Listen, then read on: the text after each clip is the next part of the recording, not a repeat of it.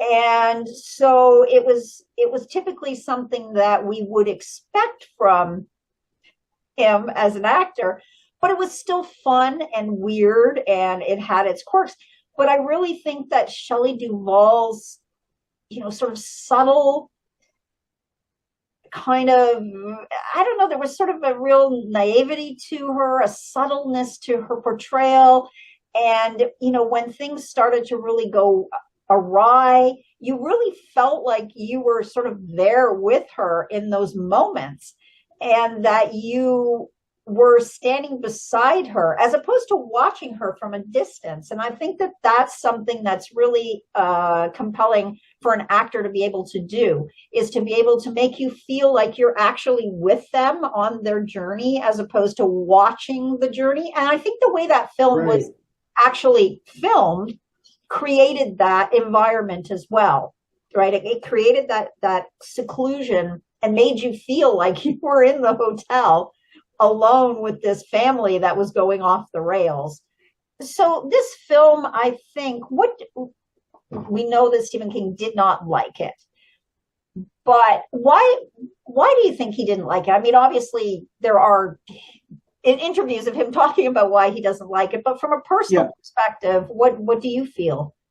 Well, I can only go by from what I myself have heard Stephen King say, Right. and it was just the fact that Kubrick altered King's material so much that Mm-hmm. King went, you destroyed my story. There were just so many changes um, through the book, through the movie. The ending of the movie is not the ending of the No, book. it's not. And that happens so much though, and I wish it would stop because the ending of The Shining, do you feel that that changed ending lends to the buildup or the sort of completion of the story? Because I'm kind of two Well, minds on that.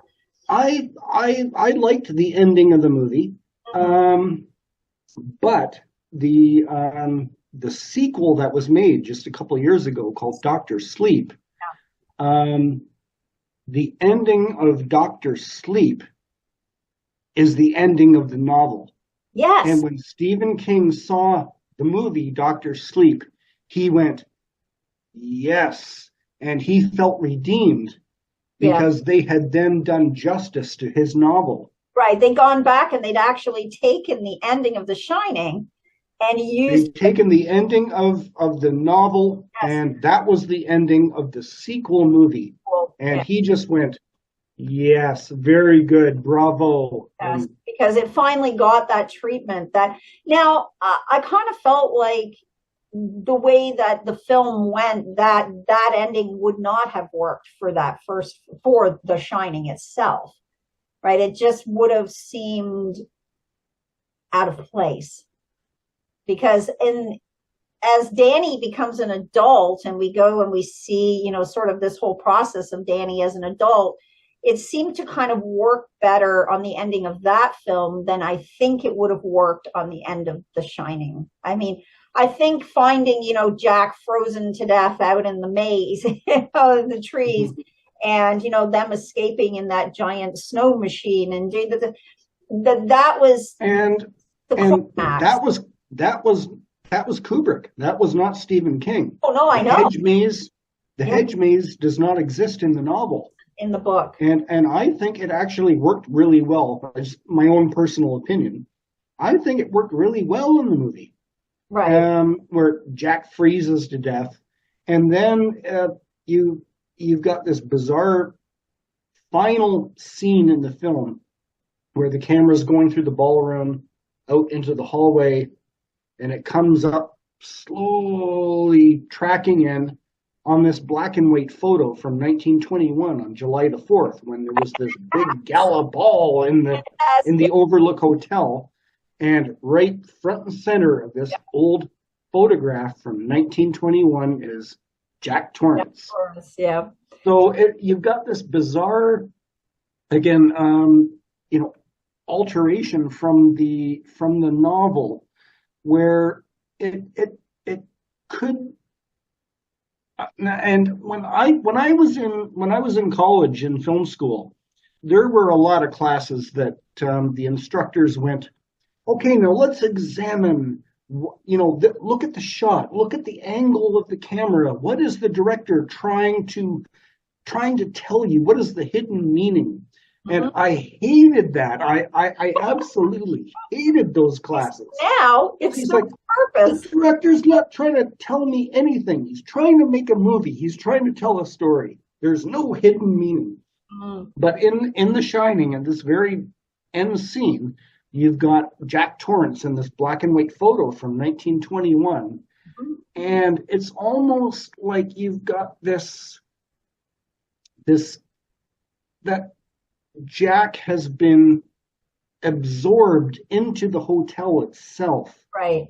Going back to the Grady scene in the washroom when he's trying to scrub the stain off of Torrance's jacket and saying, Yes, "Oh no, Mr. Torrance, you have always been the caretaker here." that's right. And so it kind of links into that photograph, even if it is a little weird to understand. Although I think that that was Kubrick's way of tying in some of those loose ends that, we see throughout the film that are different in the book, because the book doesn't have any loose ends, right? Like by the end of the No, story, no. it has no loose ends. And that's the beauty of a book, is that in, so many pages, it can sum up a story with a lot more eloquence, I suppose, through the use of words and mental depictions, because we're not trying to have this play out in real time on a screen. We can take the luxury of reading a novel, and we can go to bed and we can read it for 15 minutes or a half an hour, but in that time period we're absorbing and visualizing so much more than what we could see on a film screen in that period of time. So it's, As I mentioned off the top, the book is a 100% ghost story, yes, it is. where the movie is more of a psychological.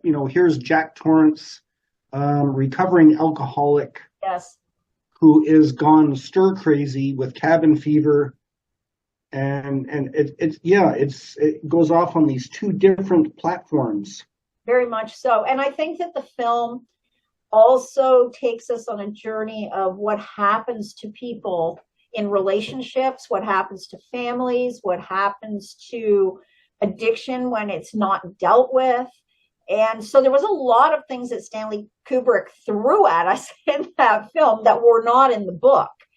And it's, probably one of the reasons that Stephen King felt like it changed the story, because it did change the story. It went from a ghost story to a psychological thriller that became more about relationships than it did about the ghosts. And Right. I mean, I still love the film. It's one of my favorite movies. I love it. Yeah. There's just And to nuance. me, it is still a ghost story movie, It in is. my opinion.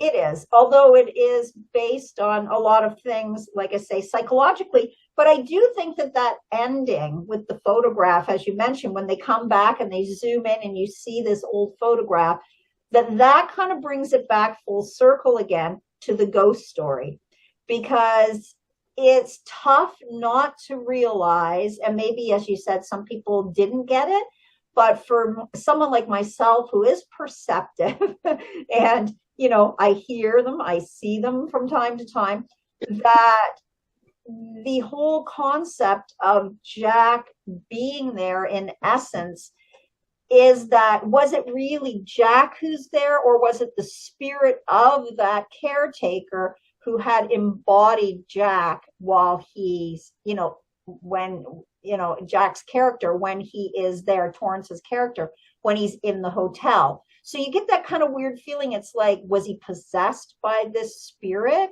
And this is why he ended up doing what he did? Or is it something else that, is Well, beyond I us? think that's where the sequel movie, Dr. Sleep, comes in, Yes, because that is a 100% ghost story it movie. is. Yes. And as I say, it kind of redeemed Stephen King with his story Right. with this sequel, Mhm. because it, at least the ending of the movie, I mean, it's a whole different movie, It is. but at the ending, Danny Torrance goes back to the Overlook Hotel, and Mhm. this is where the ghosts come in, and it is a sort of a redeeming ghost story. If Yes. you watch both movies together, one after the other, you can see how it fits together. It's one of those films it's just fun to watch. You know, because every time I watch it, I see subtle different things that I've missed in every other time that I've seen it. And I swear I've seen that movie like I don't know how many times now. But every time I watch it, I'm like, why didn't I see that before? Why didn't I I notice? watch movies like that. It's not The Shining. You got to watch I'm it. gonna have to watch it again soon and see if I can pick up things I missed. But there are other movies that just like that. It's like every time I watch it, I pick up something that I had previously missed in the film. Yeah. And I do think with The Shining that when you watch it for the first time, you're just really intrigued by, Torrance and his character and everything. You do miss all the subtleties of, Shelley Duvall's character Wendy. You miss a lot of the small things and sort of moments where she's realizing because he's very forward in the film and so you do but when you go back after you've kind of watched it that first time and you've gotten past all of the those moments and you go back and you start to watch it again you will start to see these little nuances that the characters or the actors bring to the characters that were either intentional or perhaps just a product of the actual intensity that they went through filming that but it's there and you can see it and even in Danny's character that you see there are some subtle sort of interplays with some of the spirits and that you don't necessarily pick up the first time there's things like from the spirits more than from the child actor at the time but the actors who were portraying the spirits there's like subtle sort of eye movements and facial expressions that give away a number of things as you move forward in the story but if you're not looking for them you will never see it the first time like I saw I 10 times later and I'm still finding little things that I see